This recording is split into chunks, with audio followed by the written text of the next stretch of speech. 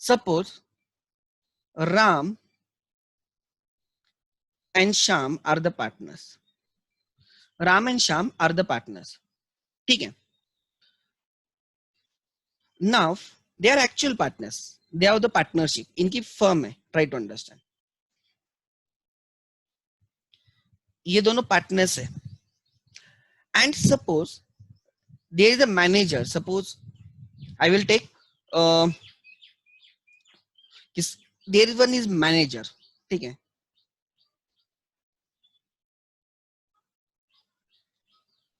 Try to understand. Manager is an employee. He is not your partner, right? So there is a manager. And example, manager का friend है. कोई एक manager का friend है. This firm is dealing in, example, suppose they are traders and right, they are traders. अब क्या हो रहा है, ट्राई टू अंडरस्टैंड. ठीक है. अभी जो मैनेजर का फ्रेंड है, he is also a trader. अब क्या हो रहा है, try to understand. He is a trader in TVs. He is a trader in TVs. ठीक है. Now the firm wants, example, 50 TVs. Firm wants 50 TVs. Now right, अब firm partners को right इस बंदे के पास गए, फ्रेंड के पास गए और उससे 50 टीवीज का कोटेशन उन्होंने मांगा.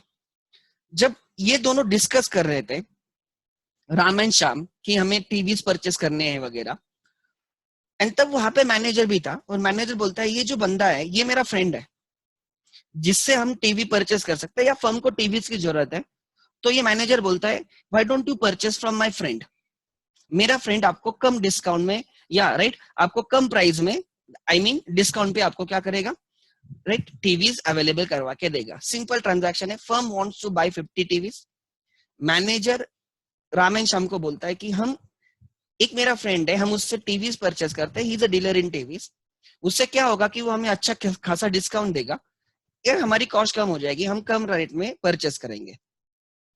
अब क्या होता है, ट्राई टू अंडरस्टैंड.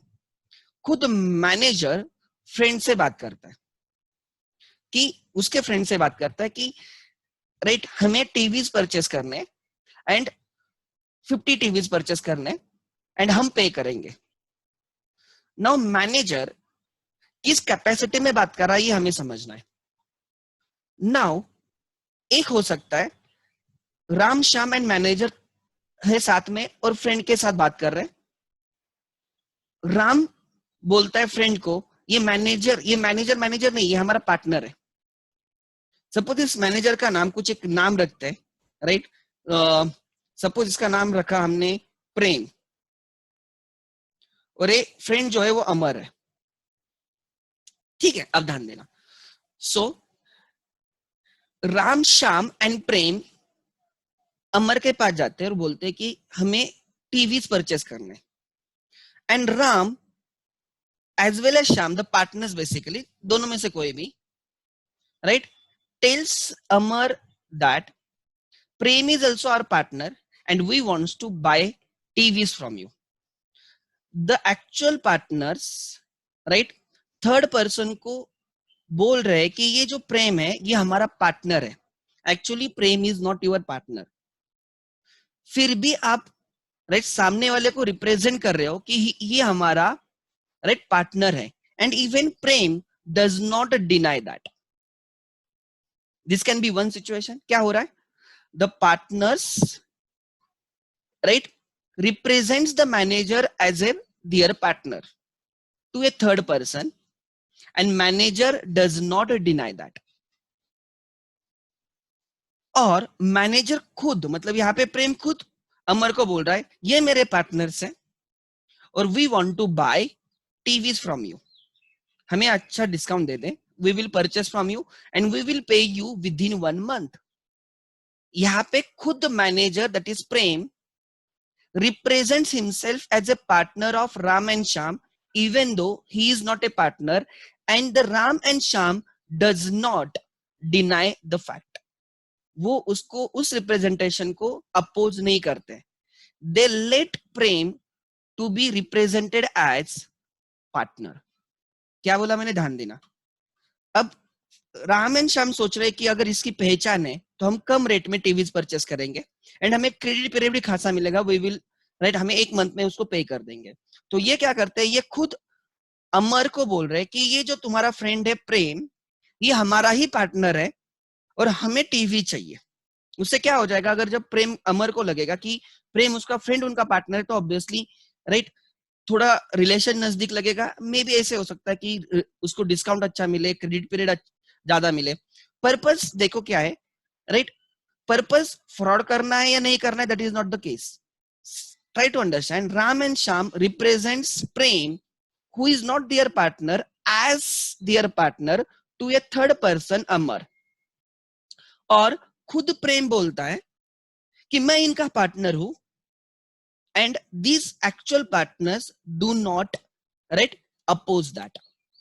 Now अब क्या हो रहा है, अमर in a belief, अमर सोचता है कि जो प्रेम है वो खुद उनका पार्टनर है and in that faith, in that belief, he sells them 50 TVs. उसने 50 TVs सेल किए फॉर राइट, जो भी प्राइस रहेगी right. Suppose 50 TVs for example 5 आप कोई प्राइस लेके चलो, सपोज 3 लाख में 3 लाख नहीं आएगा. सपोज एक टीवी की प्राइस आप 30,000 पकड़ के चलो तो कितना आएगा, एक second, 30,000 multiply by 50, suppose almost right. आप 30,000 मल्टीप्लाई बाय 50, हम अच्छे टीवीज ले रहे हैं suppose, so 15 lakh price agree हुई है, ठीक है. So Ram and Shyam and that manager Prem, ये अमर को बोलते हैं कि 15 lakh we will pay you within 1 month. And Prem in believe that, वो क्या बिलीव कर रहा है कि राइट, अमर क्या बिलीव कर रहा है, अमर बिलीव कर रहा है कि Prem is their partner and in that good faith he sells TV to this Ram Shyam and right Prem. Actually Prem is not a partner but उसको लग रहा है ये पार्टनर है and he has given 1 month credit. 1 month के बाद राइट जब अमर प्रेम को बोल रहा है कि पैसे नहीं आ रहे राइट, क्लियर कर दे ड्यूज, या राम एंड श्याम को बोल रहा है कि क्लियर कर दे dues and Ram and Shyam denies to clear the dues. In this case Amar, अब ऑब्वियसली अमर को अगर पैसे नहीं मिलेंगे तो Amar will approach to the court. तो जब अमर कोर्ट को अप्रोच करता है तो अमर सूज प्रेम एज वेल. अमर बोलता है कि प्रेम भी उनका क्या है, पार्टनर है. तो वो बोलता है मुझे राम श्याम एंड प्रेम से 15 लाख रिकवर करने हैं. Try to understand. अब प्रेम बोलता है नहीं नहीं, मैं तो पार्टनर नहीं हूं, मैं क्यों दे दूं, Ram and Shyam are the partners, इन लोगों ने उसको पेमेंट करना चाहिए. It's a liability of the partners, I am just their manager right, I was never a partner. समझ में आ रहा है. Now what court will decide, this is a question. Court in such a case says, या court ने ऐसे बोला है कि ये जो प्रेम है उसने एक्टिव रिप्रेजेंटेशन दिया था कि he is a partner. Active representation मतलब ही खुद ने बोला कि I am a partner even though he is not a partner. और टैसिट रिप्रेजेंटेशन दिया. टैसिट रिप्रेजेंटेशन मतलब he allowed someone else to represent himself as a partner. He allowed Ram and Shyam to represented himself as a partner. उसने खुद बोला मैं partner हूं, या उसने बाकी एक्चुअल जो पार्टनर्स है उनको अलाउ किया उस रिप्रेजेंट करने के लिए ये हमारा पार्टनर है. तब उसने डिनाई नहीं किया, तब उसने अपोज नहीं की वो फैक्ट. वो उसने ये नहीं बोला कि no no I am not a partner, I am their manager. ये उसने बोलना चाहिए बट उसने बोला नहीं. So now try to understand there are two kinds of representations here. One होता है active representation. In that प्रेम खुद बोलता है I am their partner. And दूसरा होता है tacit representation. मतलब प्रेम allows Ram and Shyam to represent him as their partner. जब राम एंड श्याम बोल रहे हैं कि ये हमारा पार्टनर है, तब प्रेम ने बोलना चाहिए no I am not your partner, I am your manager. But उसने वैसे बोला नहीं. या जब प्रेम खुद बोल रहा है कि मैं इनका पार्टनर हूं, when he represent himself as a partner, तब राम एंड श्याम दोनों या दोनों में से किसी ने तो उसको अपोज करना चाहिए. No you are our manager, we are the partners. But ऐसे कुछ हुआ नहीं. Now in good faith, right, Amar in good faith, right, वो जो प्रेम ने रिप्रेजेंटेशन किया है कि वो पार्टनर है, या he has allowed others to represent himself as a partner, in that representation he keeps faith. उसको लगता है कि प्रेम एक्चुअली क्या है, पार्टनर है, and in that good faith he has given credit, he has sold goods, he has given credit, 15 lakh रुपए का एक मंथ का क्रेडिट दिया उसने उनको। एंड राइट, इसमें क्या हुआ, he has suffered, why he has suffered, because the payment has been defaulted. ऐसे केसेस में अब अमर बोल रहा है कि मुझे 3 लोगों से पैसे रिकवर करने, राम, श्याम एंड प्रेम। प्रेम अब बोल रहा है, no, I was never a partner, I should not be held liable for this amount, only Ram and Shyam should, right, pay that 15 lakhs to Amar. Court says that for this transaction, क्या बोल रही है, for this transaction Prem will be held as a partner. इस transaction के लिए, बाकी नहीं, but इस ट्रांजैक्शन के लिए प्रेम को भी पार्टनर माना जाएगा। मतलब वो जो 15 लाख है उस वो पे करने के लिए प्रेम को भी पार्टनर माना जाएगा, भले ही वो पार्टनर नहीं है। Court stops Prem from denying the fact that he represent himself as a partner. Court उसको बोलती है, now you can not deny the fact that you represented yourself as a partner, and in that representation that Amar kept faith and therefore he advanced credit to the firm, and now we don't allow you to like step away from the liability। हम तुझे right ये fact deny करने से allow right allow नहीं करेंगे कि तूने partner है ऐसे बोला था। मतलब for this transaction there will be 3 partners, Ram, Sham as well as that manager Prem। Prem need not be manager, Prem में भी राम का कोई फ्रेंड हो सकता है, राम एंड श्याम बात कर रहे हैं, या उन दोनों ने डिसाइड किया होगा फर्म ने कि टीवीज परचेस करने, तो राम ने प्रेम को फोन लगाया होगा, अरे तेरे कोई पहचान में है क्या, हमें टीवीज परचेस करने हमारे फर्म को। तो प्रेम ने बोला होगा, है ना, मेरा एक फ्रेंड है अमर, वो टीवी में डील करता है, मैं आपको लेके देता हूँ, राइट। और फिर राम एंड प्रेम गए अमर के पास, और तब प्रेम ने बोला मैं, ये मेरा पार्टनर है, तब राम ने भी अपोज नहीं किया, या राम बोलता है प्रेम अमर को ये मेरा पार्टनर है, प्रेम भी अपोज नहीं कर रहा है। In and Amar keeps faith कि ये पार्टनर से, and in that faith, in that representation, right, वो उनको क्रेडिट देता है। एंड अगर डिफॉल्ट होगा तो मैं बोल रहा हूं फॉर दिस ट्रांजैक्शन डिफॉल्ट होता है तो court will held Prem as their partner and will recover the amount from the Prem. So now court stops Prem from denying the fact that he represented himself as a partner, and therefore for this transaction Prem will be treated as partner by holding out. You hold out yourself as a partner. तूने खुद को रखा कि तू partner है, you hold out yourself as a partner, therefore you will be treated as partner by holding out. Or court stops you from the right denying the fact you treated yourself as a partner, right? तो इसको बोला था partner by estoppel. So this is a concept of the partner by estoppel or partner by holding out. क्या है ध्यान देना इसमें, there is a existing firm, एक firm है, and there is third party. अब manager is a third party to the Ram and Sham because the partners के सिवा जो भी रहेगा वो थर्ड पार्टी रहेगा। सो जो पार्टनर नहीं है आप उसको बोल रहे हैं हमारा पार्टनर है, या वो थर्ड पर्सन बोल रहा है मैं इनका पार्टनर हूं, एंड उस बिलीफ पे कोई तीसरा बंदा फर्म को क्रेडिट देता है, एंड अगर वो सफर करता है तो for this transaction that person who represented himself as a partner और who allowed others to represent him as a partner will be treated as a partner for this transaction only, बाकी transaction के लिए नहीं। This is a concept of what, right, partner by holding out और partner by estoppel. इसमें 2 types के representations होते हैं, try to understand. There are 2 types of representations. एक होता है active representation,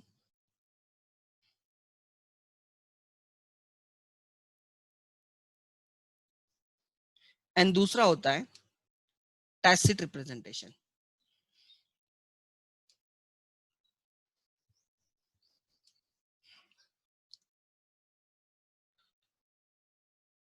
What do you mean by active representation? Means, right, you represent yourself, you represent that you are a partner, that you are a partner. Actually you are not a partner, still you represent कि तुम partner हो. दूसरा, what do you mean by tacit representation? Tacit representation means you allow others to represent yourself as their partner, to represent yourself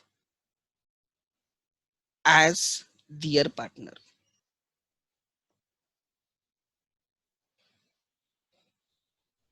ठीक है, मैं खुद बोल रहा हूं मैं पार्टनर नहीं हूं, फिर भी मैं बोल रहा हूं मैं इनका पार्टनर हूं, या वो बोल रहे हैं मैं उनका पार्टनर हूं, मैं उनको अलाउ कर रहा हूं, मैं अपोज नहीं कर रहा हूं. ऐसे केसेस में, right, if third party in good faith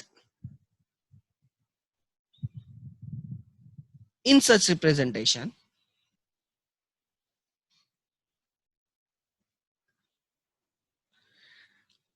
allows credit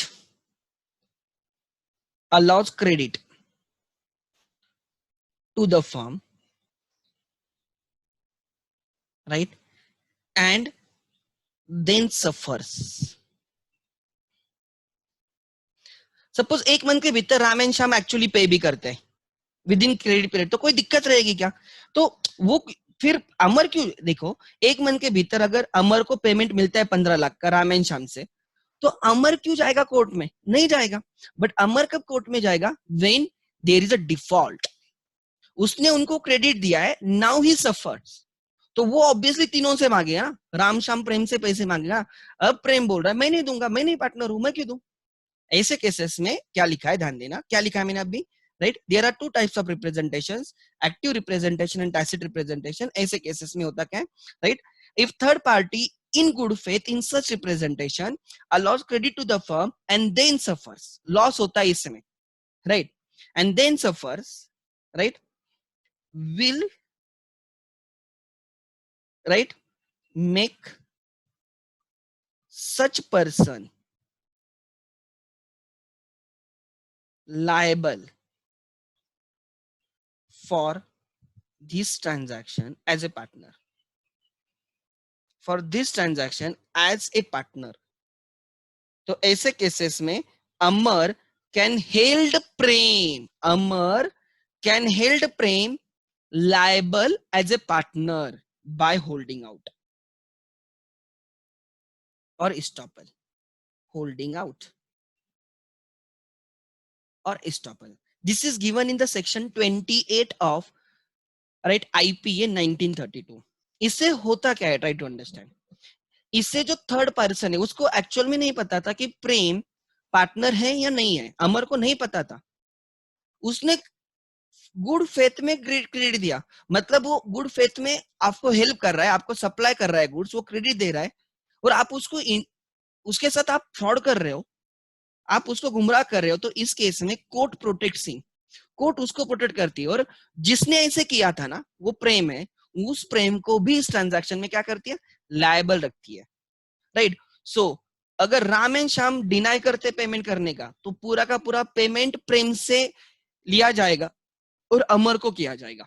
सो पूरा का पूरा 15 lakh Prem is suppose to pay to whom, Amar, and try to understand, बाद में Prem can recover that from Ram and Shyam, try to understand, ठीक है, because the goods have been used for the firm, तो firm के लिए थे, तो बाद में वो उनसे रिकवर कर सकता है.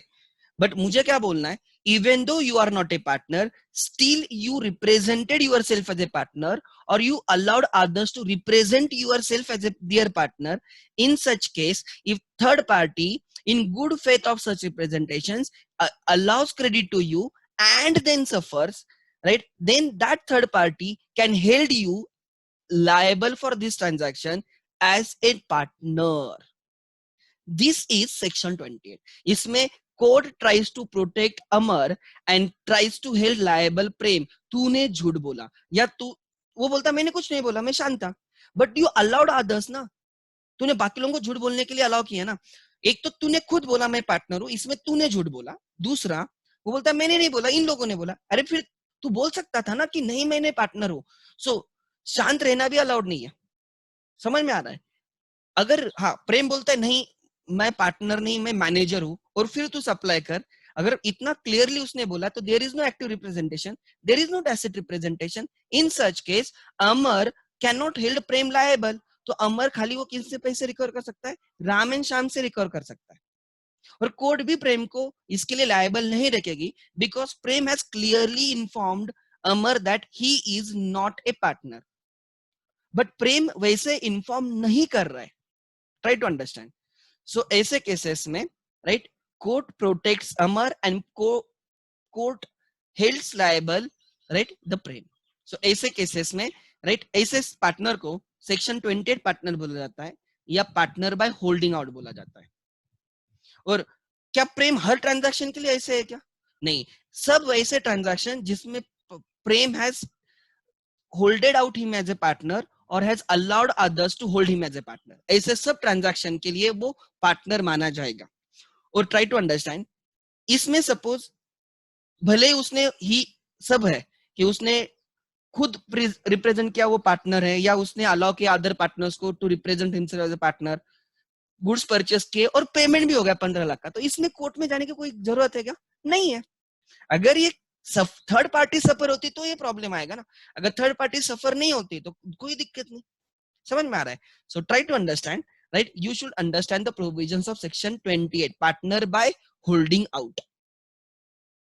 अब ध्यान देना, एक एक्टिव पार्टनर है, वो रिटायर हो गया, बराबर. वो रिटायर होने के बाद he should inform the third parties that he has been retired from the firm. He is no longer now related to this partnership firm. अगर वो प्रॉपर नोटिस नहीं देता है, in that case क्या होगा? Try to understand. The third parties in belief that he is a partner will enter into transactions with the firm, and if they suffer they can hold that partner, retired partner, liable as a partner by holding out. And court भी बोलता है कि you should have informed the third parties because you were an active partner.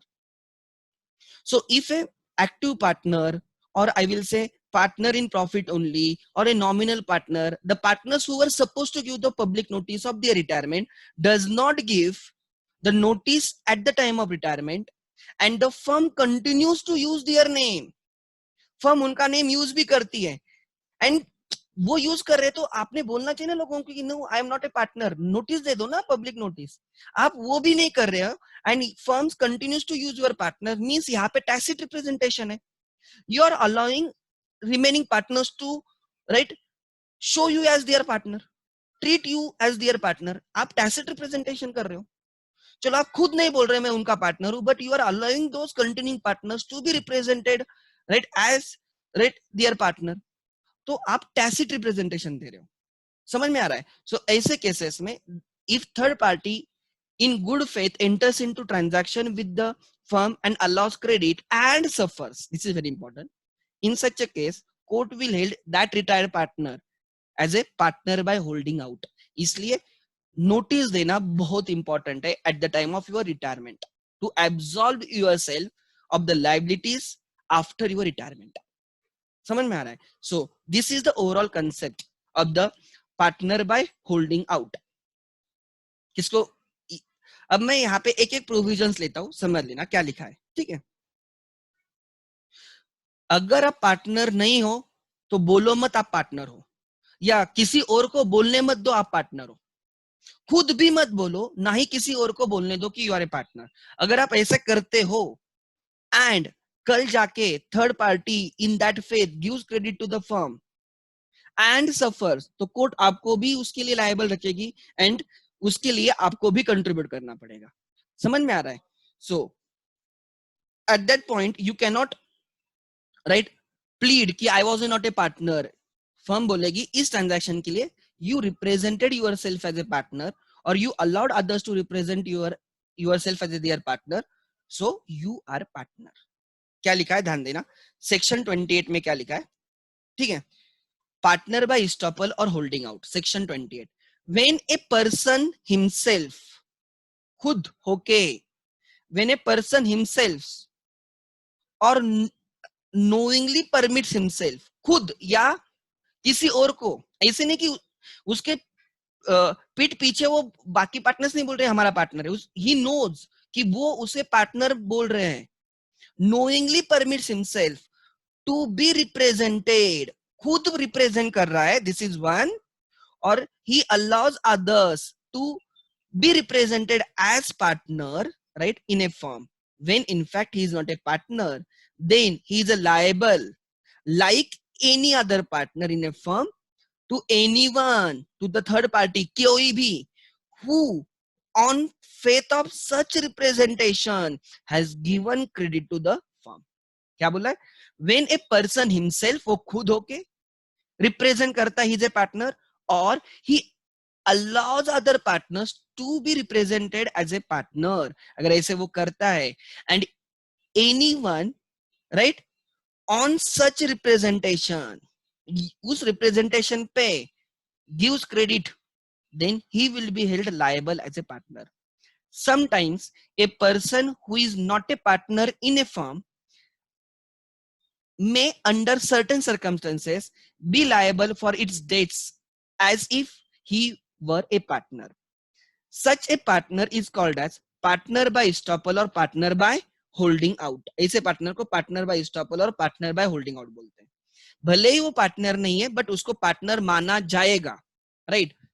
वही example जो मैंने अभी आपको दिया था शायद से वही रहेगा। ओके, अनदर एग्जांपल है, सिंपल एग्जांपल है, a retired businessman of some repute, right, assumed an honorary presidency of a business of a certain persons who requested him for the same। एक बिजनेस है, राइट, एंड ये लोग क्या करते हैं, एक रिप्यूटेड बंदे को, बिजनेसमैन को बोलते कि तू हमारा प्रेसिडेंटशिप एज्यूम कर ले, right, be a president of R, right, वो बिजनेस का। ये क्यों कर रहे हैं, बिकॉज उसका रिप्यूट है मार्केट में, तो इससे हमारे बिजनेस का भी क्या रहेगा, क्रेडिट ज्यादा रहेगा, क्रेडिटेबिलिटी ज्यादा रहेगी हमारे बिजनेस की। बट अब क्या होगा कि जो थर्ड पार्टीज है उनको वो इन दैट फेथ कि ये पार्टनर है, they will, if they advance the credit to the firm, and अगर फर्म वो डिफॉल्ट करती है पेमेंट में, they will held that businessman, right, that reputed person, right, liable for the acts of the firm. क्या हुआ, held, क्या हुआ आगे देखो, he was liable for the debts of the firms for those who gave credit to the firm in a bona fide belief, bona fide, in good faith, right, that he was a partner। जिन जिनको लगा कि वो partner है, right, यहाँ पे खुद होके उसने पार्टनर नहीं बोला होगा, मे बी ये टैसिट रिप्रेजेंटेशन हो रहा होगा। These existing partners may be promoting him as a their partner, and उसने अपोज भी नहीं किया इसके लिए। तो अगर ऐसे है एंड कोई उस फर्म को क्रेडिट देता है, credit can be in terms of उन्होंने लोन दिया होगा, या उन्होंने गुड्स क्रेडिट पे सेल किए होंगे, सर्विसेज सप्लाई किए होंगे ऑन क्रेडिट, एंड ऐसे केसेस में पेमेंट ड्यू है। समझ में आ रहा है, ऐसे केसेस में। या दूसरा ऐसे भी हो सकता है कि एग्जांपल, राइट, एक फर्म है और एक कस्टमर है उनका, वो कस्टमर को क्या बोलते हैं कि एग्जांपल, मेरे पार्टनर, सपोज मैं एक जगह पे काम कर रहा हूँ, राइट, या मेरा फ्रेंड है, वो पार्टनर्स है, I am not there partner, और एक कस्टमर है, और मैं उनका एक ट्रांजैक्शन करवा के देता हूँ, मे बी मैं उनका मैनेजर हूँ या मैं उनके रिलेटेड नहीं हूँ, मैं एक ट्रांजैक्शन करवा के देता हूँ, और मैं ऐसे, जो कस्टमर है उसको मैं ऐसे रिप्रेजेंट करता हूँ जैसे मैं उनका पार्टनर हूँ। मैं बोलता हूँ कि ये देख, ये जो कमोडिटी है ये 50,000 की है, ये कमोडिटी कितनी की, 50,000 की है, तुझे मैं 40,000 में लेके देता हूँ, ये, राइट, मैं ही इनका पार्टनर हूँ, डोंट वरी, तुझे 50,000 की कमोडिटी 40 में देता हूँ, भले ही मैं उनका पार्टनर नहीं। बट अब इसमें क्या होता है कि ये जो पर्सन है, इन good faith he enters into transaction with the firm, and बाद में ये जो पार्टनर से बोलते नहीं, हमने किधर बोला 40,000, हम तेरे से 45,000 लेंगे। They have supplied goods to him, वो कमोडिटी सप्लाई की है, नाउ दे आर क्लेमिंग 45,000। वो मुझे बोल रहा है अरे तुमने तो बोला था 40,000, तुम्हारे पार्टनर्स नहीं बोल रहे। तब मैं अगर उसको बोलता हूँ no no I was never a partner, तुझे उनको 45,000 देना होगा। नाउ ही हैज सफर्ड 5,000, मैंने उसको कितना प्रॉमिस किया था, 40,000 पे करना है, राइट। एक्चुअली अब उसको कितना पे करना पड़ेगा, 45,000। सो जो 5,000 वो सफर करेगा ना, I am suppose to compensate that, because in that believe कि मैं पार्टनर हूं, राइट। उसने उनके साथ ट्रांजैक्शन किया एंड ही सफर्ड। वो सफर करता है तो अगर उसमें उसका फायदा होता है तो वो क्यों कोर्ट में जाएगा, सिंपल चीज है ना। So try to understand, third party must suffer. आगे, conditions for liability on estoppel, right? Conditions for liability on the ground of holding out or partner by estoppel, ध्यान देना। in order to render a person liable as a partner on ground of estoppel or holding out are, क्या है? पहली तो बात, अगर किसी बंदे को हमें लायबल करना है, किसी पर्सन को लायबल करना है for this transaction as a partner, समझ में आ रहा है? हमारे एग्जांपल में वो प्रेम था, अगर प्रेम को हमें लायबल करना है इन द ट्रांजैक्शन तो क्या होना चाहिए? He must have, by words spoken or written or by his conduct, represented himself to be a partner. उसने खुद होके रिप्रेजेंट किया है कि वो पार्टनर है, मे बी वर्ड स्पोकन और रिटर्न और through his conduct he shows that as if he is a partner. Actually he is not a partner, वो दिखाता है वो पार्टनर है। और right, he must have knowingly permitted himself to be represented as a partner to other person, या वो खुद represent नहीं कर रहा है वो पार्टनर है, but he allows knowingly others to represent himself as a partner।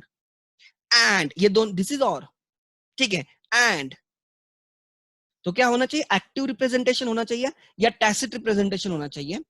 And the other person must have acted on the good faith of such representation. वो जो रिप्रेजेंटेशन किया है, एक्टिव और टैसिट रिप्रेजेंटेशन, उस पे थर्ड पार्टी ने act करना चाहिए। समझ में आ रहा है? And give credit to the firm. It doesn't matter whether person representing himself or represented to be partner does or doesn't know that such representation has reached to the other person, so giving credit। अब ध्यान देना, इसका मतलब क्या है इस line का। पहले तो ये समझ में आ गया कि एक्टिव रिप्रेजेंटेशन क्या होता है एंड टैसिट रिप्रेजेंटेशन क्या होता है। एक्टिव रिप्रेजेंटेशन मतलब जो पार्टनर नहीं, वो बोल रहा है मैं पार्टनर हूं। टैसिट रिप्रेजेंटेशन मतलब दूसरे लोग बोल रहे हैं ये पार्टनर है और चुप बैठा है, राइट। इसको बोलेंगे टैसिट रिप्रेजेंटेशन। ये दोनों में से एक होना चाहिए। एंड दोनों होते तो कोई दिक्कत नहीं। And right, and third person has given credit in good faith on that representation. अब इस लाइन का मतलब क्या है, it doesn't matter whether person representing himself or represented to be partner does or doesn't know that representation has reached to the other person, so giving credit। मतलब क्या, मेरे example में जब अमर बोल रहा है प्रेम you should pay me, court में बोल रहा है कि प्रेम भी उनका पार्टनर है, प्रेम बोल रहा है मैं पार्टनर नहीं हूं, ठीक है, you are not a partner, legally you are not a partner. Court बोलती है बट इस ट्रांजैक्शन के लिए तू पार्टनर है। प्रेम बोलता है मुझे क्या पता था उसको लगेगा मैं पार्टनर हूं, मैंने ऐसे ही बोला, राइट। मुझे थोड़ी उसको बोलना था कि मैं पार्टनर हूं, मुझे नहीं पता है कि उसको, राइट, मुझे ऐसे करना भी नहीं था और मुझे नहीं पता था कि उसको ऐसे लगा कि मैं पार्टनर हूं। ट्राई टू अंडरस्टैंड, प्रेम क्या बोल रहा है, प्रेम बोल रहा है कि मुझे नहीं पता है कि उसको लगा, अमर को लगा कि मैं पार्टनर हूं। तो कोर्ट बोलती है कि उसको क्या लगता है उससे मतलब नहीं है, right. As you have represented yourself as a partner, तो you will be held liable, you will be held liable. समझ में आ रहा है? सो बहुत सिंपल चीज है, या ऐसे भी हो सकता है, अमर भले ही प्रेम का नाम ना ले, अमर बोल रहा है ये राम एंड श्याम ने पेमेंट नहीं किया, ऐसे टाइम राम एंड श्याम प्रेम की लगा सकते हैं, वो बोलेंगे कि ये भी हमारा पार्टनर है इस ट्रांजैक्शन में, हम इससे भी पैसे लेंगे। तो प्रेम बोल रहा है कि, राइट, प्रेम बोल रहा है कि नहीं नहीं वो कुछ बोल नहीं रहा है, अरे for this transaction you treated yourself, you right represented yourself as a partner, तो तू तुझे पकड़ा ही जाएगा इस ट्रांजैक्शन के लिए, तेरे से पैसे रिकवरी किए जाएंगे, you will be held liable. So जो थर्ड पर्सन है जो आपको क्रेडिट दे रहा है, वेदर राइट उसको वो रिप्रेजेंटेशन पहुंचा है नहीं पहुंचा उसका मैटर नहीं है, आपने रिप्रेजेंट किया and in that representation he given you credit, right, you will be held liable. So लिखा है it doesn't matter whether person representing himself or represented to be partner, मतलब जो मैं हूं प्रेम, right, does or doesn't know, मैं सोच ही नहीं रहा हूं ना ज्यादा, अरे वो क्या सोच रहा है कि वो मुझे पार्टनर बोल रहा है या नहीं बोल रहा है, मैं उस पर सोच नहीं रहा हूं, मुझे क्या लगता है उससे मैटर नहीं करता, उसको लगाना मैं पार्टनर हूं, किस्सा खत्म, राइट। मैं तब कोर्ट को ही नहीं बोल सकता था कि मुझे क्या पता है कि उसको लगा मैं पार्टनर हूं, कोर्ट बोलती तुझे क्या लगा इससे फर्क नहीं पड़ता, तू क्या सोचता है उससे फर्क नहीं पड़ता, वो अमर ने क्या सोचा उससे फर्क पड़ता है, अमर को लगा तू पार्टनर है एंड अमर ने तुझे तुम राइट इन पार्टनर्स को गुड्स दिए तो तू लायबल है। So try to understand the person who has represented, right, और who has allowed others to represented. हमारे एग्जांपल में प्रेम, प्रेम को क्या लगा, प्रेम क्या सोचता है इसके बारे में क्वेश्चन नहीं है, क्वेश्चन है जो अमर है उसने क्या सोचा, अमर को लगा कि ये पार्टनर है एंड इसलिए उसने क्रेडिट दिया, किस्सा खत्म। तो जो प्रेम कंटेंट राइट कंटेंशन कर रहा है, जो बोल रहा है कोर्ट को, वो कंसिडर ही नहीं किया जाएगा। सो इस केस में प्रेम इज हेल्ड लायबल। ठीक है, आगे वही एग्जांपल मैंने अभी दिया था, X and Y are the partners in a firm, X introduce a dear manager as a partner to Z. So X and Y partner है एंड एक्स उसके मैनेजर को इंट्रोड्यूस करता है किसी एक जेड को, राइट, कि ये उसका पार्टनर है। सो एक्चुअली क्या रिलेशन है, X and Y are the partners, बराबर, X and Y are the partners, A उनका मैनेजर है और वो जेड को क्या बोलता है, जेड को एक्स बोलता है कि ए हमारा पार्टनर है। अब ए ने बोलना चाहिए ना no I am not a partner, but A शांत है। देखो क्या हुआ, ए रिमेन साइलेंट, मतलब यहाँ पे कौन सा रिप्रेजेंटेशन आ गया, टैसिट रिप्रेजेंटेशन आ गया। ठीक है, आगे क्या हुआ, Z a trader believing A as partner supplied 100 TV sets to the firm on a credit. After expiry of the credit period, Z did not get the amount of the TV sets sold to the partnership firm. जो भी period दिया था उस period में वो पैसे नहीं आए। अब Z ऑब्वियसली किसके पास जाएगा, A एंड X को पैसे मांगेगा, बट सपोज वो पे नहीं करते तो Z कहाँ पे जाएगा, कोर्ट में जाएगा एंड कोर्ट में बोलेगा कि ये भी पार्टनर है। अब ये तब बोलता है कि मुझे क्या पता उसको क्या लगा, कोर्ट बोलेगी तुझे क्या लगा वो मैटर नहीं करता, तूने क्यों रिप्रेजेंट किया या तूने क्यों अलाउ किया किसी और को रिप्रेजेंट करने को, यही तेरी गलती है। समझ में आ रहा है, जेड को लगा ना तू पार्टनर है तो किस्सा खत्म। So that is the thing, Z filed A suit against x, case against x and A for the recovery of the price. Here, in this given case, A, the manager, is also liable for the price because he becomes partner by holding out. Try to understand. So, इसका मतलब है, इस sentence का मतलब है the person who represent himself, Prem, right, or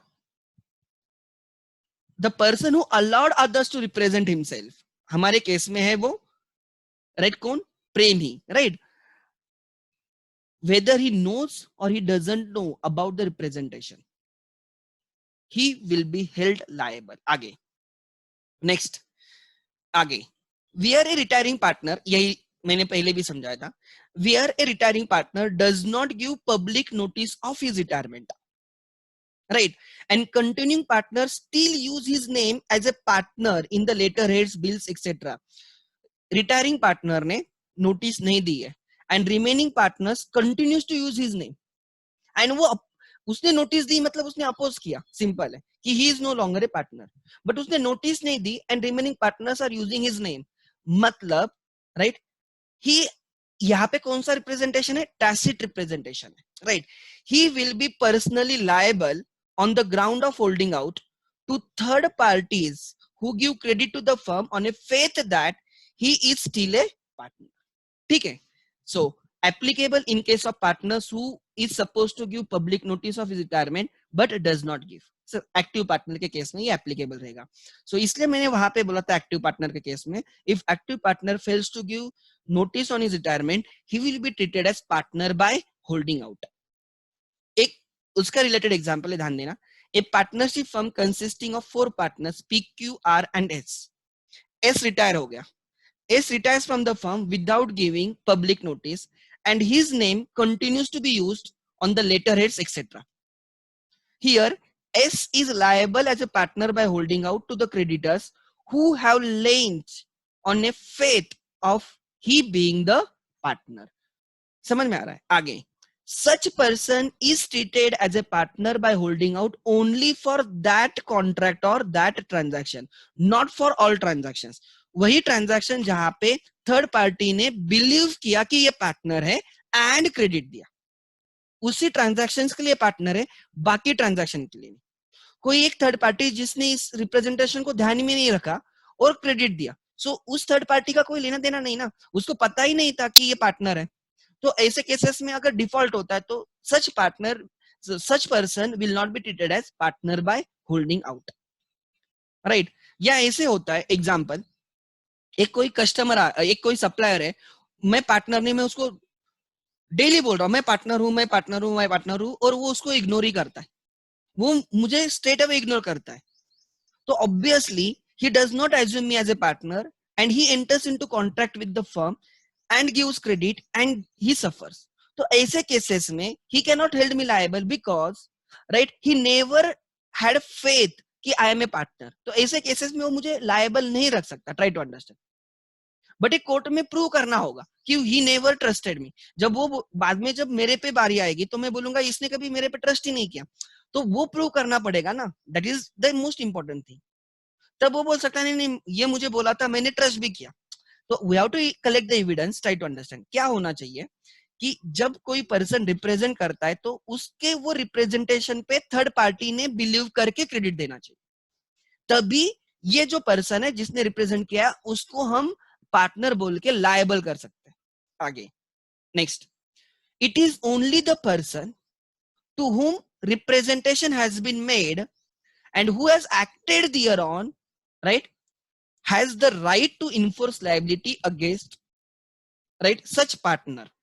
मतलब यहां पे खाली अमर ही, राइट, प्रेम पे वो लाइबिलिटी अराइज कर सकता है, दूसरा कोई नहीं।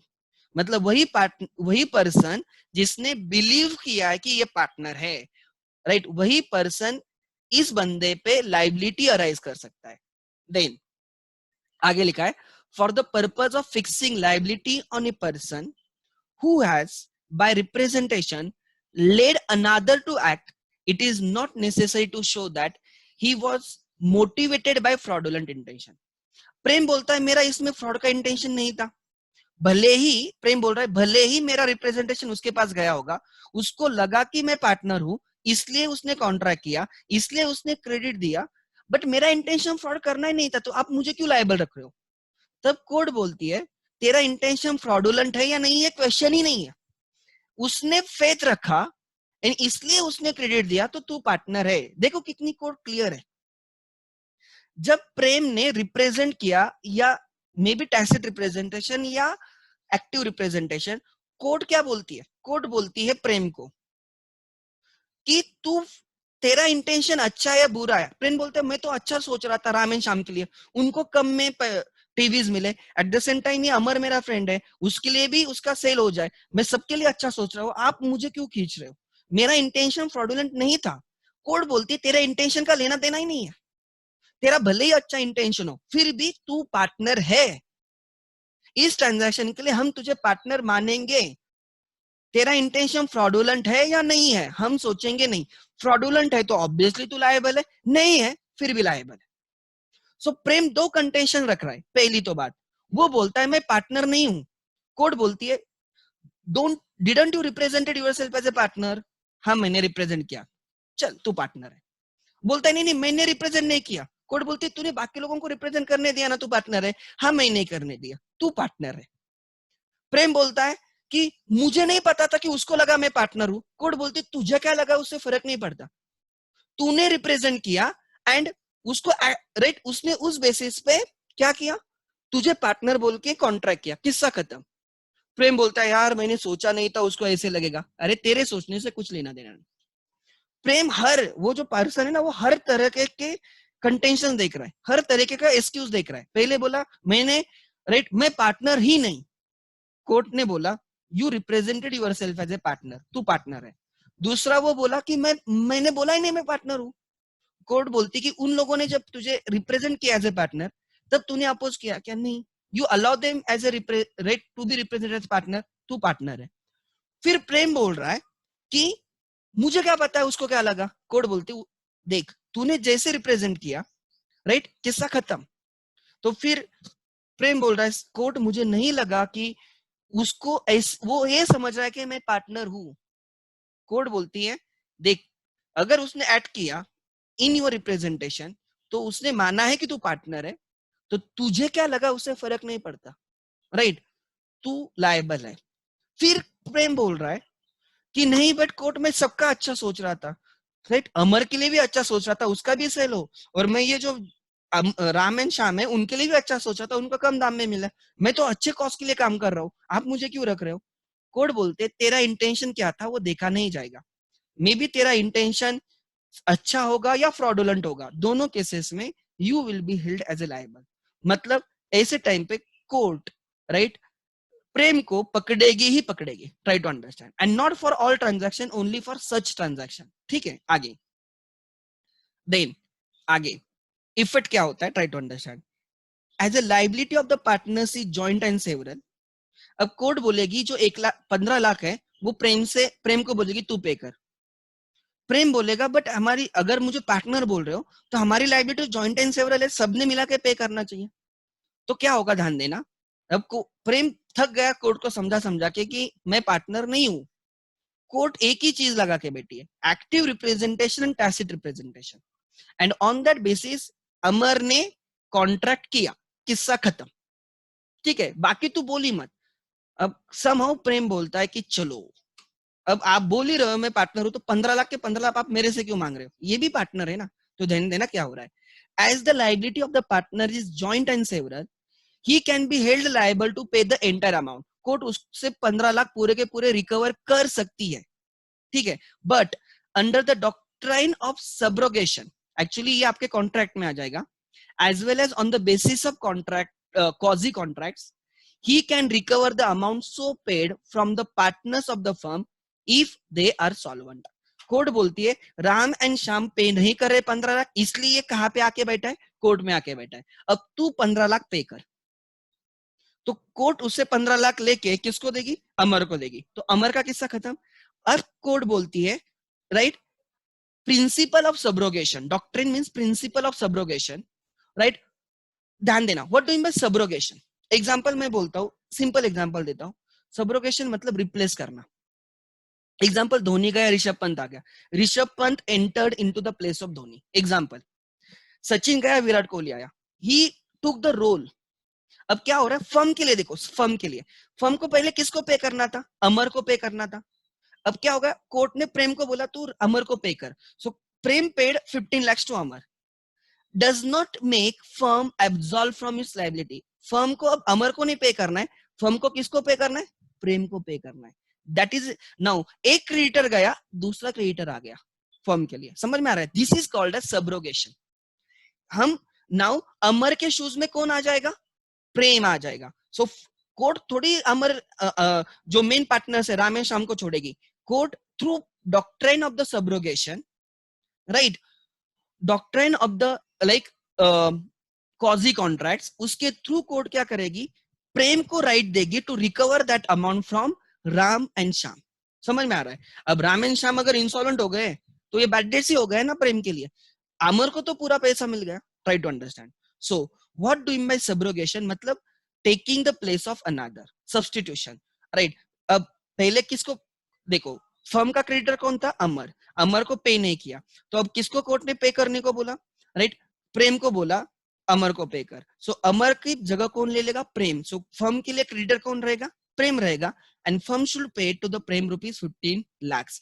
अगर फर्म पे नहीं करती है तो that is a bad debts of the Prem, and Prem का लॉस होगा। इसमें court secures Amar who in good faith given credit to the firm. समझ में आ रहा है। इसलिए कभी आप लाइफ में कहां पे पार्टनर होते हो, डोंट राइट, या आप कहां पे काम करते हो, किसी फर्म में काम करते हो, right. Don't allow yourself to be represented as a partner. आप खुद भी रिप्रेजेंट मत करो या किसी और को रिप्रेजेंट मत करने देना. लाइक उससे क्या होगा कि ऐसे you will be right held as partner by estoppel और पार्टनर बाय होल्डिंग आउट. समझ में आ रहा है? सो यहां तक. सो अभी तक ये जो कंसेप्ट देखिए, ट्राई टू अंडरस्टैंड. हम कंसेप्ट किसकी देख रही है? Partner by holding out, partner by estoppel. आगे क्या लिखा है? There are exceptions as well. What are the exceptions? Where after a partner's death the business of the firm is continued in the old name of the firm. मैंने कल एक बोलते बोलते बोला था कि रिटायरमेंट के केस में पब्लिक नोटिस मैंडेटरी है, डेथ के केस में नहीं. सो अगर किसी पार्टनर की डेथ हो गई तो public notice is not mandatory.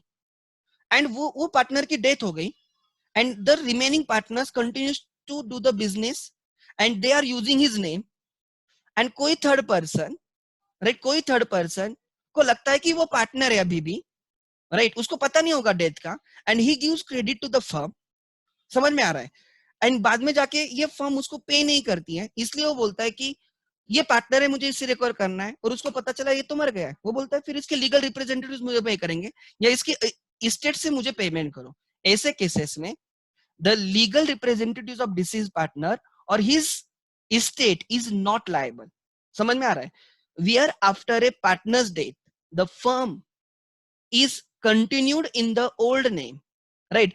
The continued use of the name or of the deceased partner's name as a part thereof does not itself make legal representatives or his estate liable for any act of the firm done after the death, because public notice is not required in case of death.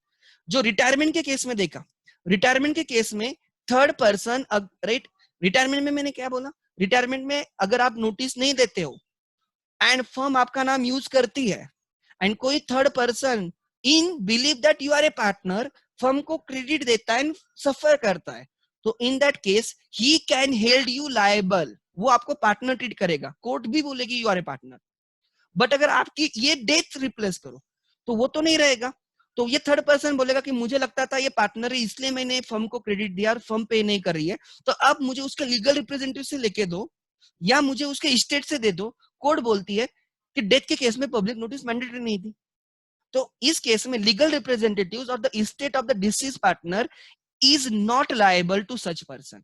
तो इस case में court उसको, right, legal representative of deceased partner उसको estate को partner by holding out declare नहीं कर सकती. So what is the exception? In case of death, right, अगर आपने पब्लिक नोटिस नहीं दी है, सच केस में you that representatives, legal representatives और legal executor of deceased partner और his estate is not partner by holding out. अच्छा, next क्या एक्सेप्शन है देखना. It is also does not apply. It also does not apply where, right, the holding out partner has been adjudicated as insolvent. अब क्या हुआ हमारे example में? अमर प्रेम को लायबल रख रहा है किसके लिए? Partner by holding out. Amar बोल रहा है इसने रिप्रेजेंट किया और पता चला प्रेम इंसॉल्वेंट है. खुद जिसको हम पार्टनर बाय होल्डिंग आउट करने वाले वो इंसॉल्वेंट है. तो now such insolvent person cannot be held as partner by holding out. समझ में आ रहा है? So it is also not apply where the holding out partner has become insolvent. तो ऐसे केसेस में प्रेम will not be treated as partner for that transaction. या तो डेथ के केस में मैंने बोला और इंसॉल्वेंसी के केस में, राइट, जिसने रिप्रेजेंटेशन किया है या जिसने tacit representation, active representation, tacit representation किया है, उसकी डेथ होती है तो he will not be treated as his legal representative, not treated as partner by holding out. या अगर वो इंसॉल्वेंट होता है he will not be held as partner by holding out. Third क्या है? Third is it does not apply to the cases of the torts. What do you mean by torts? Torts means civil wrong. Civil wrong, right? It does not apply to the cases of torts committed by partners. A person therefore cannot be held liable for the torts of another simply because that other person held himself as a partner. देखो ये transaction के लिए, contract के लिए civil wrong आप कुछ करते हो सिविल रॉन्ग अगर आप कुछ करते हो उसके लिए वो रिस्पॉन्सिबल नहीं रहेगा। मतलब मैं बोल रहा हूं मैं किसी का पार्टनर हूं, I am holding out as a partner, मैं एक्टिव रिप्रेजेंटेशन दे रहा हूं या मैं टैसिट रिप्रेजेंटेशन दे रहा हूं, और बाद में वो दूसरा जो पार्टनर है वो सिविल रॉन्ग करता है, तो उसके सिविल रॉन्ग के लिए मुझे जिम्मेदार नहीं रखा जाएगा। Try to understand, this is for contract, this is not for civil wrongs. Try to understand, civil wrong doings are not covered by this section. उसको टेक्निकली बोला जाता है torts. Torts you will learn in the Indian contract, last chapter में in detail में torts. फिलहाल इतना याद रखना कि टॉर्ट्स के केस में partner by holding out concept applicable नहीं है, ठीक है। So this was the concept of partner by holding out. मैंने बहुत डीप में लिया है, मैं एक बार फिर से समराइज करता हूं। क्या होता है एक्टिव रिप्रेजेंटेशन, क्या होता है tacit representation. A person who is not a partner represent himself as a partner, this is active representation। क्या बोला? A person who is not a partner represent himself as a partner to third person, or a person who is not a partner knowingly allows others to be represented as partner। A person who is not a partner allows others to represent him as their partner, इसको बोलते हैं tacit representation to third person। And third person in good belief, in good faith on that representation gives credit to the firm। समझ में आ रहा है? And suffers, यहाँ पे सफर कहाँ पे नहीं लिखा है, बट ये समझ में आना चाहिए। केस कोर्ट में कब जाएगी? जब सफर होगा तब कोर्ट में जाएगी, अदरवाइज नहीं जाएगी, ठीक है। And suffers, in that case the court will held such person who is not a partner, right, as a partner by holding out or by estoppel।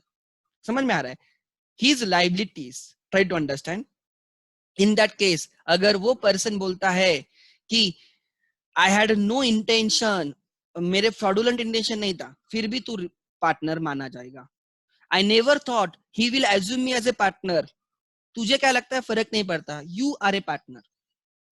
जब उसको लगा पार्टनर है तो तू खत्म, तू पार्टनर ही है भाई। समझ में आ रहा है? So you will be held as a partner.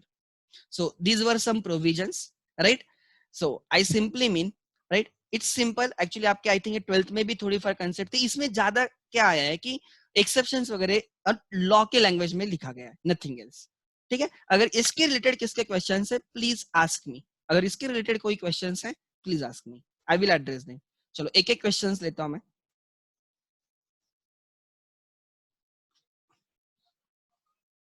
हाँ मैडम बोलो।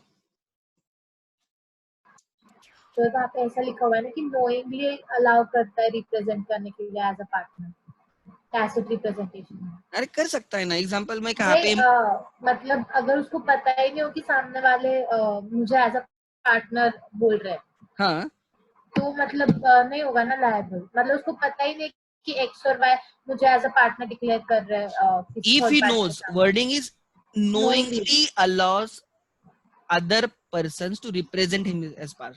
उसको पता ही नहीं, example suppose Ram and Shyam directly Amar के पास गए और बात करते करते उनको पता चला कि प्रेम जो उनका मैनेजर है उसका फ्रेंड है, और वो अमर को बोलते कि अरे प्रेम तो हमारा पार्टनर है। अब प्रेम को नहीं पता है ये बात, और अमर भी बिलीव करता है कि प्रेम पार्टनर है, एंड अमर सप्लाइज गुड्स, और बाद में जाके ये राम एंड श्याम उसको पैसे नहीं देते।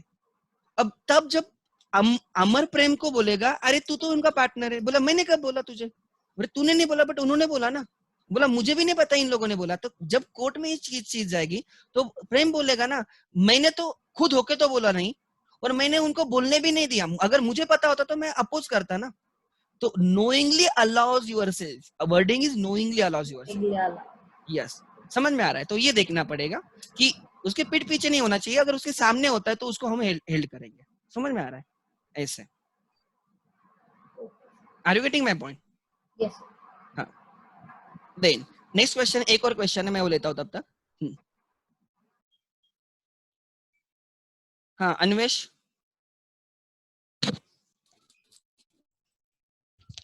तो सर आपको आवाज आ रहा है? हाँ बोल।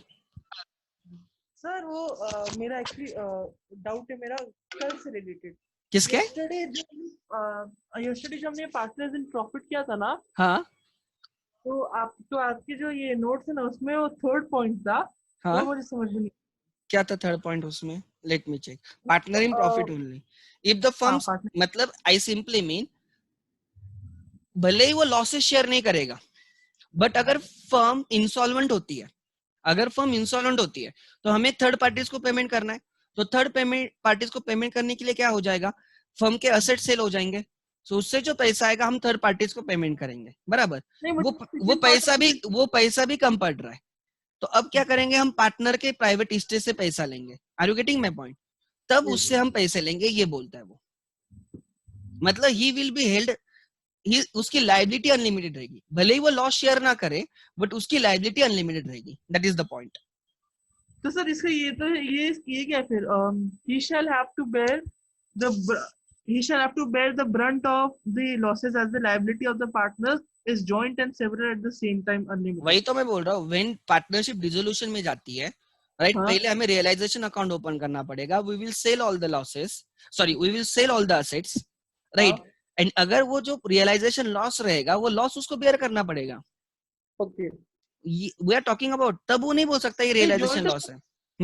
बट देख ना, right, losses as a liability of the partners, वो जो डिसोल्यूशन के टाइम जो लॉसेस होंगे, वो सब लॉसेस उसको बेयर करने पड़ेंगे. इट्स सिंपली मीन प्रोसीजर है डिसोल्यूशन के. Try to understand. Realization account open होगा, हम एसेट सेल करेंगे. और अगर ऐसे डिसोल्यूशन अगर ऐसे केसेस में जाता है, इंसॉल्वेंसी केस में, जनरली हमारे फर्म के असेट्स की वैल्यू कभी भी डिक्रीज हो जाती है, बिकॉज सामने वालों को भी पता है, जब ऑक्शन में जाएगा सामने वालों को भी पता है कि इसको सेल ही करना है, there is no other option. वो जानबूझ के कम रेट लगाते हैं, तो उसमें हम लॉसेस में रहेंगे. That loss he will have to share. And उसके बाद जो एडिशनल कंट्रीब्यूट करना होगा, वो भी उसको कंट्रीब्यूट करना होगा, because his liability is unlimited. Okay. ऐसे एक ओवरऑल ये सेक्शन है, ठीक है. भले ही वो नॉर्मल लॉसेस शेयर नहीं करेगा, बट डिसोल्यूशन के टाइम जो भी लॉसेस रहेंगे, राइट, या उसकी लायबिलिटी हमेशा क्या रहेगी, अनलिमिटेड रहेगी. He has to share that. ऐसे क्लियर है? ओके. यस. सो अच्छा, इसके सिवा किसी और का क्वेश्चन है? ओके, मुझे चेक करने दो. सर, अगर राम और श्याम की डील करने गए और बोला कि प्रेम हमारा पार्टनर है, तो मैं वही बोला, किसी ने तो अभी मैं निष्ठा को वही समझा रहा था कि प्रेम को पता ही नहीं, उन्होंने उसको रिप्रेजेंट किया पार्टनर है, तो प्रेम इज नॉट लायबल. समझ में आ रहा है? बिकॉज प्रेम को पता ही नहीं ना, तो आप उसको कैसे रिस्पॉन्सिबल रख सकते हो? समझ में आ रहा है? प्रेम को पता है तो आप उसको रिस्पॉन्सिबल रख सकते हो. तो इस केस में Amar can not held Prem liable. समझ में आ रहा है? If Prem doesn't know, in that case, जो खुद प्रेम एक्टिवली रिप्रेजेंट कर रहा है, तो उसमें प्रेम बोल ही नहीं सकता कि मुझे पता नहीं है. हाँ, ये कब हो सकता है? when others represent him as a partner. but law में wording क्या है? knowingly allows you to represent as a partner. knowingly मतलब आपको पता है कि आपको रिप्रेजेंट कर रहे हैं. मतलब अगर आपको पता नहीं हो, तो अमर कैनॉट हेल्ड प्रेम लायबल. अगर वो प्रेम को बोलता भी है, बिकॉज उसको क्या पता है, उसको बोला गया है कि प्रेम पार्टनर है. जब वो कोर्ट में जाएगा, बोलेगा प्रेम भी पार्टनर है, तो प्रेम बोलेगा मुझे पता ही नहीं. एंड राइट, जैसे ये प्रूव हो जाएगा कि प्रेम को पता ही नहीं था, तो कोर्ट किससे पैसे रिकवर करवा के देगी? राम एंड श्याम से पैसे रिकवर करवा के देगी. आगे आगे लिखा है, सर बट बस किसी के वर्बल कहने से कोर्ट हेल्ड प्रेम को without any evidence of the proof. Try to understand. खाली वर्बल से नहीं होता है, कंडक्ट भी देखा जाएगा, उसके बाद के उनके कम्युनिकेशन भी देखा जाएगा. Try to understand. सब चीजें एविडेंसेस कलेक्ट किए जाएंगे. कोर्ट क्या खाली आई और ऐसे होता है क्या? एविडेंसेस कलेक्ट किए जाएंगे. You have to prove that यार. Even Prem has to prove that he is not involved. Simple चीज है, किसी के कहने से नहीं. और पहली तो बात, right, even Amar has to prove कि जब अमर को भी प्रूव करना होगा ना कि क्यों वो बोल रहा है प्रेम पार्टनर है, तो you have to submit some evidence ना. इसलिए हमेशा याद रखना कि जब भी हम, राइट, आप मेरा इंटेंशन समझो, हम ये लॉ सीख रहे कि हमसे ये गलती ना हो, हम हमारे क्लाइंट को सजेस्ट करें कि जब आप कभी भी कुछ ट्रांजैक्शन करते हो ना, राइटिंग में करो, ईमेल के थ्रू करो, कम्युनिकेशन रखो, एविडेंसेस रखो. समझ में आ रहा है? That is very important. आपको प्रूव करना होगा इन दैट केस. अगर वर्बल है तो आपको प्रूव करना होगा. प्रेम को प्रूव करना होगा कि वो इन्वॉल्व नहीं है, अमर को प्रूव करना होगा तू इन्वॉल्व है. सिंपल केस है.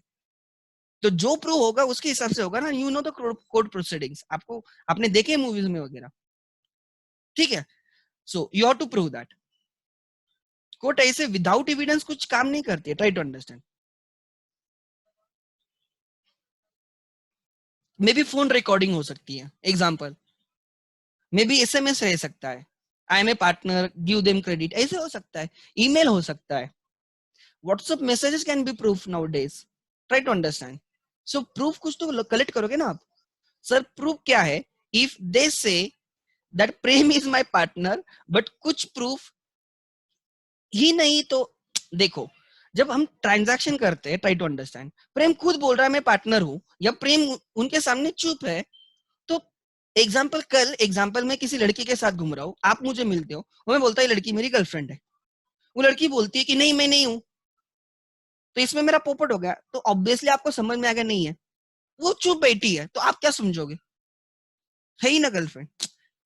कॉमन सेंस लगाओ ना, आप क्या बोलोगे, यार है मतलब ये डिनाई भी नहीं कर रही है, और कल जाके अगर ये बोलती नहीं नहीं मैं तब शांति में मैं नहीं गर्लफ्रेंड, तो आप क्या बोलोगे, now you are denying the fact, समझ लेना ना। तो हम रूटीन कोर्स देखो ना, उसमें क्या हो रहा है कि तभी आपने बोलना चाहिए था ना कि you are not a partner, या बाद में आके उसने बोलना चाहिए ना कि मैं पार्टनर नहीं हूँ, एटलीस्ट मैं उसकी गर्लफ्रेंड नहीं हूँ, किस बाद में जाके बोलना चाहिए ना, सब कोर्ट में जाने के बाद बोल रहे हो मैं पार्टनर नहीं हूँ या मैं गर्लफ्रेंड नहीं हूँ, ऐसे थोड़ी चलता है। सो जब तब नहीं बोल पाए तो बाद में आप उसको ट्रांजैक्शन के पहले तो उसको इन्फॉर्म करो, मे बी जब मैं उस पार्टनर के सामने बोल नहीं पाया, बट आप बाद में जाके वॉलंटरी आपने तो जाके बोलना चाहिए ना कि उन्होंने मिसरिप्रेजेंट किया है, don't fall for that representation, right, that is not representation, that is misrepresentation, right, I am not a partner, so समझ के उनको देना। समझ में आ रहा है, ये समझ में आना चाहिए। अब एग्जांपल देता हूँ, कोई मेरा फ्रेंड मुझे बोलता है कि तू ऑडिट करेगा क्या, I don't do the audit because I am in teaching, मैं ऑडिट नहीं करता हूँ, बट जब मेरे फ्रेंड्स को बोलता हूँ कि मैं उनको बोलता हूँ कि मेरा फ्रेंड करवा के देगा, तब मैं उनको क्लियरली बोलता हूँ जो फीस वो बोलेगा वो आपको देनी है, और मेरे फ्रेंड को बोलता हूँ कि तुझे जो फीस उससे लेनी है तू ले, मुझे बीच में मत रख, मैं बहुत क्लियरली बोलता हूँ। मैं ये नहीं बोलता हूँ, मैं बोलता हूँ मेरा क्लोज फ्रेंड है, मुझे कोई बोलता हूँ तुम्हारा पार्टनर है क्या, मैं क्लियरली बोलता हूँ नहीं, और वो भी नहीं बोलता है। बाद में इनके झगड़े की वजह से मैं क्यों बीच में आऊं, बहुत सिंपल चीज है ना, हमने भी उतनी सावधानी रखनी चाहिए ना, अगर आपको रिप्रेजेंट करते हो तो। लॉ क्यों सीख रहे हो, to protect yourself and to protect your clients, simple चीज है। समझ में आ रहा है, प्रूव कैसे करना क्या नहीं करना वो आपको बहुत सारी चीजें देखनी पड़ेगी, फिर उसके लिए you have to collect the evidences, try to understand, ठीक है। सो आगे इसके सिवा अगर कुछ किसके क्वेश्चंस हैं तो please let me, I will address those question. So actually अच्छा एक और क्वेश्चन है, मैं वो क्वेश्चन लेता हूँ, ठीक है।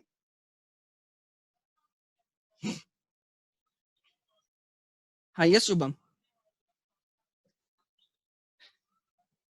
Shubham you have to unmute yourself. Hello हाँ हाँ बोल रहे। सर, अगर प्रेम एग्री करता है कि ठीक है मैं तुम्हें रीपे कर दूंगा, और अगर हाँ दोनों पार्ट सॉल्वेंट है, तो फिर वो कौन से रेशियो में मतलब अपने नहीं डेब्ट्स नहीं पे क्या करेंगे? होगा, court will ask to Prem to honour the that 15 lakhs, Prem pay करेगा 15 lakhs एंड फिर वो पार्टनर से ले लेगा, बिकॉज यहाँ पे सब्रोगेशन का प्रिंसिपल लगेगा। नाउ फर्म के लिए अमर क्रेडिटर नहीं रहेगा, फर्म के लिए प्रेम क्रेडिटर रहेगा, समझ में आ रहा है, and firm will pay to Amar, sorry firm will pay to now Prem, ऐसे हो जाएगा। ओके सर, इसलिए बहुत इंपॉर्टेंट है ना कि अगर आप पार्टनर नहीं हो तो क्यों आपको पार्टनर बोल रहे हो, समझ में आ रहा है, क्योंकि थर्ड पर्सन को क्या पता है आपकी डीड क्या है। नहीं मेरा लॉ का इंटेंशन देखो, क्या लॉ का इंटेंशन है, अगर ऐसे कोई भी खुद को पार्टनर बोलना स्टार्ट करेगा, समझ में आ रहा है, मैं कहाँ पे काम कर रहा हूँ, ये लोग बढ़ाए मारते हैं यार, ऐसे है रियलिटी है, लोग बोलते हैं मैं वहां का सब हूँ, तो इन दैट फेथ बाकी लोग आप कॉन्ट्रैक्ट करेंगे और बाद में आप हाथ निकालोगे तो कैसे चलेगा। इससे क्या होता है कि अगर आप पार्टनर नहीं हो तो don't represent yourself as a partner, simple है। कोर्ट का इंटेंशन है, थर्ड पर्सन को एक्चुअली क्या पता आप पार्टनर है नहीं हो, वो थोड़ी डीड पढ़ते बैठता है, and deed is not a public document, try to understand, it is a secret document, आप कहाँ पे अपलोड नहीं करते, आपको रजिस्टर करना होता है, अगर आपको डीड जाके आप आरओएफ में जाके देख भी सकते हो, बट यू हैव टू पे सम प्रिस्क्राइब फीस, बट हम हर ट्रांजैक्शन के लिए थोड़ी वो करते बैठते हैं, समझ लेना ना। तो court always try to protect the third parties who are not aware about the agreement between these persons. जब प्रेम बोल रहा है मैं पार्टनर हूं, तो अमर को देयर इज, हाँ अमर को सच्ची में पता है कि ये पार्टनर नहीं, फिर भी बोल रहा है, तो अगर अमर मतलब गुड फेथ में नहीं इंटर कर रहा है transaction. Try to understand. Amar knows कि he is not a partner and then enters. Prem बोल रहा है मैं पार्टनर हूं, मैं पार्टनर हूं, मैं पार्टनर हूं. अमर को पता है he is not a partner. It का मतलब अगर ये कोर्ट में प्रूव होता है कि Amar has not enter into good faith, तो he can not held Prem liable. Try to understand.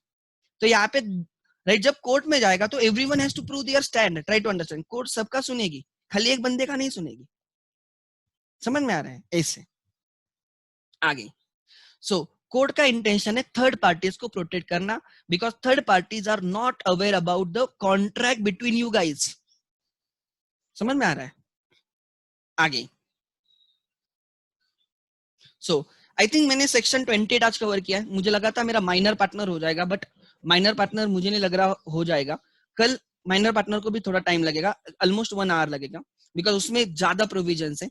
सो आज क्या करना, सेक्शन 20 ठीक से पढ़ना, यहाँ पे जो कुछ भी है, और प्लस मॉड्यूल में, राइट, मॉड्यूल में भी आपको यूनिट 1 में सेक्शन 28 मिलेगा, वहां पे भी पढ़ लेना.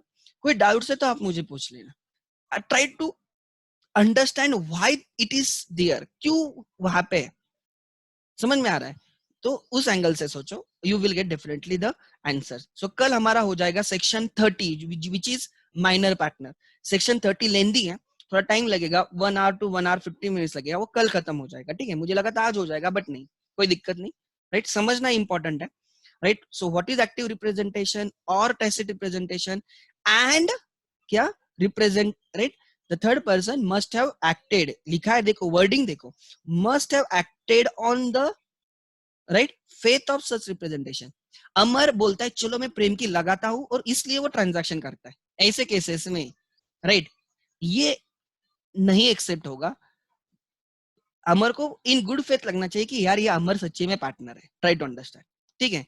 And he must have given credit. यहाँ कहाँ पे लिखा नहीं कि ही सफर्स, बट एक कोर्ट में तब जाएगी जब वो सफर होगा, अदरवाइज नहीं. ठीक है. इसका मतलब जो मैंने समझाया कि जो प्रेम ये कंटेंशन नहीं ले सकता कि मुझे नहीं पता था कि उसको लगा मैं पार्टनर हूं. कोर्ट बोलती है it doesn't make any sense. Right, अगर उसने एक्शन ली in good faith means he has assumed you are a partner, right, you will be held liable. And यहाँ पे लास्ट वाला था, राइट, ये फ्रॉडुलेंट इंटेंशन का. प्रेम बोल सकता है कि मेरा इंटेंशन फ्रॉडुलेंट नहीं था. कोर्ट बोलेगी तेरा इंटेंशन क्या है, उससे कोई फर्क नहीं पड़ता, you will be held as a partner.